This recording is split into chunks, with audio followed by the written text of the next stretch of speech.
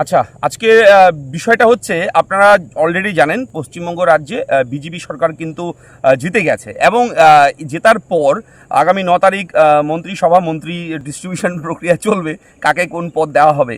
তো সেই সমস্ত প্রক্রিয়া শুরু হওয়ার পর, এগুলো হওয়ার পর তারপর কিন্তু বিভিন্ন প্রকল্প যেগুলো মানুষের জন্য, সাধারণ মানুষের জন্য বিজেপি সরকার ভোটে পশ্চিমবঙ্গে আসার জন্য যে প্রতিশ্রুতিগুলো দিয়েছিল সেই প্রতিশ্রুতি পালন করার কিন্তু প্রক্রিয়া শুরু করবে।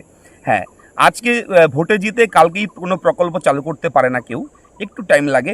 তো বিষয়টা হচ্ছে যে বাস ভাড়া, ফ্রি বাস ভাড়া যেটা বলা হয়েছে, যে মহিলাদের জন্য, মা বোনদের জন্য বিনামূল্যে বাস পরিষেবা, বাসে ভ্রমণ করবেন, কোথাও যাবেন, আপনার 1 টাকাও দিতে হবে না যদি আপনি মহিলা হয়ে থাকেন।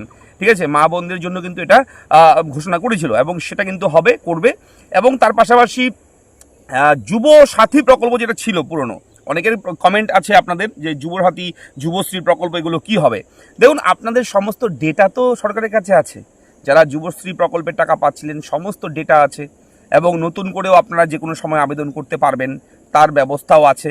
ঠিক আছে, এবং পরবর্তী সময় বিজেপি সরকার যখন একদম সমস্ত কিছু সেট করে যখন বসবে, ঠিক আছে, সমস্ত কিছু সেট হয়ে যাবে, তারপর দেখুন, তারপর অ্যাপ্লিকেশন ফর্ম চালু করতে পারে তারা নতুন করে। তো এটা এখনও ধোঁয়াশা রয়েছে, এখনও ক্লিয়ার হয়নি যে কিভাবে আবেদন করবে নতুন নতুন ছেলেরা। ঠিক আছে, যারা নতুন আবেদনকারী তারা কি করে অ্যাপ্লাই করবে, এটা নিয়ে কিন্তু এখনও ধোঁয়াশা রয়েছে। তবে এতটুকু বলে রাখি, লক্ষ্মীর ভাণ্ডার প্রকল্পে যারা মা বোনরা যারা টাকা পাচ্ছিলেন 1500 টাকা, 1700 টাকা, সেই অ্যাকাউন্টগুলোতে কিন্তু 3000 টাকা করে ঢোকা শুরু হতে পারে, এমনটাই কিন্তু সূত্র মারফত খবর রয়েছে। ঠিক আছে, এবং নতুন করে আবার অ্যাপ্লাই শুরু হবে। কবে থেকে অ্যাপ্লাই শুরু হবে এখনও কোনো কিছু বলা যাচ্ছে না। ঠিক আছে, নতুন করে অবশ্যই অ্যাপ্লাই হবে, নতুন নতুন ছেলেমেয়েরা, নতুন নতুন বেনিফিশিয়ারিরা আবেদন করবে, যারা যোগ্য তাদেরকে দেওয়া হবে।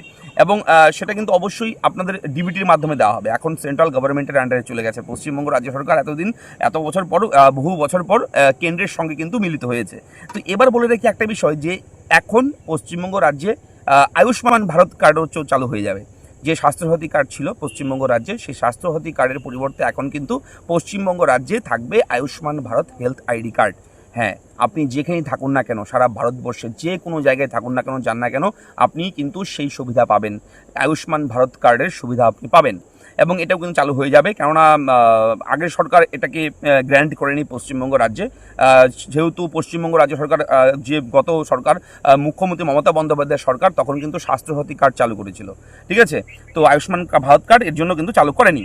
তবে এই যে লক্ষ্মীর ভাণ্ডার প্রকল্প, আপনাদের মনের মধ্যে অনেক প্রশ্ন যে লক্ষ্মীর ভাণ্ডার প্রকল্প কি বন্ধ হয়ে যাবে। দেখুন, প্রকল্প নাম চেঞ্জ হতে পারে, প্রকল্পের নাম পরিবর্তন করতেই পারে। হ্যাঁ, ঠিক আছে, তবে আপনারা যারা মহিলারা, যারা 1500 টাকা কিংবা 1700 টাকা পেতেন, তাদের কিন্তু অ্যামাউন্টটা বেড়ে যাবে, তারা 3000 টাকা করে পাবে। ঠিক আছে, আগে যারা 1700 টাকা পেত তারা 3000 পাবে, যারা 1500 টাকা পেত তারাও 3000 টাকা পাবে।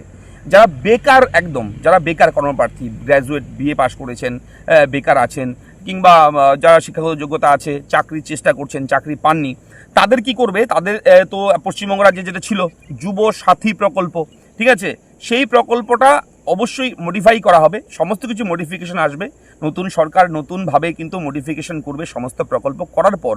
বেকারদের যে টাকা দেবে না এমনটা নয়, বেকারদেরও 3000 টাকা করে দেওয়া হবে, প্রতি মাসেই ঢুকবে।